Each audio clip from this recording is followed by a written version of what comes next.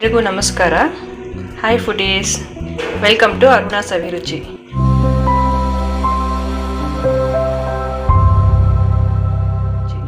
ಇವತ್ತು ನಾನು ಕ್ವಿಕ್ಕಾಗಿ ಬೆಳ್ಳುಳ್ಳಿ ರೈಸ್ ಮಾಡ್ತಾಯಿದ್ದೀನಿ.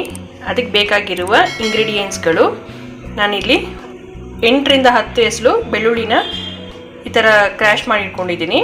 ಹಾಗೆ ಸ್ವಲ್ಪ ಕರ್ಬೇವಿನ ಸೊಪ್ಪು, ಒಂದು ಸ್ವಲ್ಪ ಕೊತ್ತಂಬರಿ ಸೊಪ್ಪು, ಒಂದು 2 ರಿಂದ 3 ಬ್ಯಾಡಗಿ ಮೆಣಸಿನ್ಕಾಯಿ ತೊಗೊಂಡಿದ್ದೀನಿ.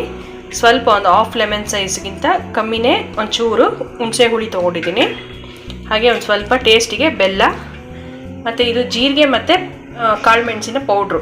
ಜೀರಿಗೆ ಮತ್ತು ಕಾಳು ಮೆಣಸನ್ನ ನಾನು ಲೈಟಾಗಿ ಹುರಿದ್ಬಿಟ್ಟು ಪೌಡ್ರ್ ಮಾಡಿ ಇಟ್ಕೊಂಡಿದ್ದೀನಿ. ಇದೊಂದು ದೊಡ್ಡ ಟೇಬಲ್ ಸ್ಪೂನ್ ಅಷ್ಟು ಇರ್ಬೋದು. ಈಗ ಮಾಡೋ ವಿಧಾನ ನೋಡೋಣ.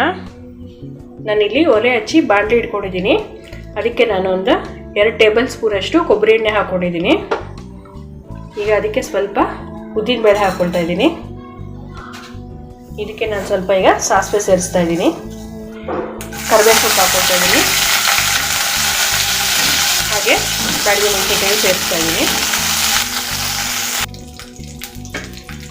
ಈಗ ನಾನು ಜಜ್ಜಿಟ್ಟಿರೋ ಬೆಳ್ಳುಳ್ಳಿ ಹಾಕ್ಕೊಳ್ತಾ ಇದ್ದೀನಿ. ಬೆಳ್ಳುಳ್ಳಿ ಒಂಚೂರು ಲೈಟಾಗಿ ಕಲರ್ ಬರೋವರೆಗೂ ಫ್ರೈ ಮಾಡ್ಕೊಳ್ಳಿ. ನನಗೆ ಇದಕ್ಕೆ ಕಾಳು ಮೆಣಸು ಪುಡಿ, ಜೀರಿಗೆ ಕಾಳು ಮೆಣಸು ಪುಡಿ ಮತ್ತು ಬೆಲ್ಲ, ಹುಣಸೆ ಹುಳಿ 3 ಹಾಕಿ ಫ್ರೈ ಮಾಡ್ಕೊಳ್ತಾ ಇದ್ದೀನಿ. ಇದು ಬೆಲ್ಲ ಕರಗೋವರೆಗೂ ಒಂದು 2 ನಿಮಿಷ ಫ್ರೈ ಮಾಡ್ಕೊಳ್ಳಿ. ನೋಡಿ, ಎಲ್ಲ ಚೆನ್ನಾಗಿ ಇದಾಗಿದೆ, ಇದು ಫ್ರೈ ಆಗಿದೆ, ಎಲ್ಲ ಚೆನ್ನಾಗಿ ಫ್ರೈ ಆಗಿದೆ. ಈಗ ಇದನ್ನು ಫ್ಲೇಮ್ ಆಫ್ ಮಾಡಿಕೊಂಡು ನಾವು ಈಗ ಇದಕ್ಕೆ ನಾನು ಬಾಯ್ಲ್ ಮಾಡಿರೋ ರೈಸ್ನ ಆ್ಯಡ್ ಮಾಡ್ಕೊಳ್ತಾ ಇದ್ದೀನಿ.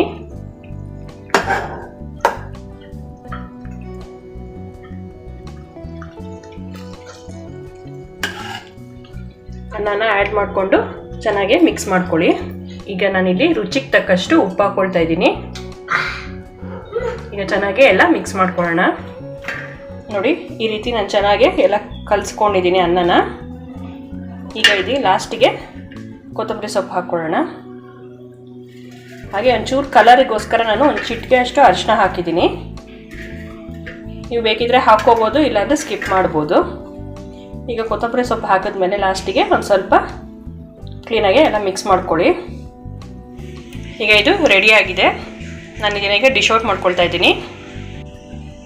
ನೋಡಿ, ಬಿಸಿ ಬಿಸಿಯಾದ ಬೆಳ್ಳುಳ್ಳಿ ರೈಸು ರೆಡಿಯಾಗಿದೆ. ಈ ಚಳಿಗಾಲದಲ್ಲಿ ಈ ಥರ ಬೆಳ್ಳುಳ್ಳಿ ರೈಸನ್ನ ಮಾಡ್ಕೊಂಡು ತಿನ್ನೋದ್ರಿಂದ ತುಂಬ ಚೆನ್ನಾಗಿರುತ್ತೆ. ಬಿಸಿ ಬಿಸಿಯಲ್ಲಿ ಊಟ ಮಾಡೋದಕ್ಕೆ, ಕೋಲ್ಡು ಕಾಫ್ ಆದಾಗ ಈ ಥರ ಬೆಳ್ಳುಳ್ಳಿ ರೈಸು ಮಾಡಿ ತಿನ್ನೋದ್ರಿಂದ ನಿಮಗೆ ಸ್ವಲ್ಪ ರಿಲೀಫ್ ಅನಿಸುತ್ತೆ. ನೀವು ಒಂದ್ಸರಿ ಟ್ರೈ ಮಾಡಿ. ದಯವಿಟ್ಟು ಸಬ್ಸ್ಕ್ರೈಬ್ ಮಾಡಿ, ಪಕ್ಕದಲ್ಲೇ ಇರುವ ಬೆಲ್ ಐಕಾನ್ ಕ್ಲಿಕ್ ಮಾಡಿ, ಲೈಕ್ ಮಾಡಿ, ಶೇರ್ ಮಾಡಿ, ನಿಮ್ಮ ಅಭಿಪ್ರಾಯವನ್ನು ಕಮೆಂಟ್ ಮೂಲಕ ತಿಳಿಸಿ.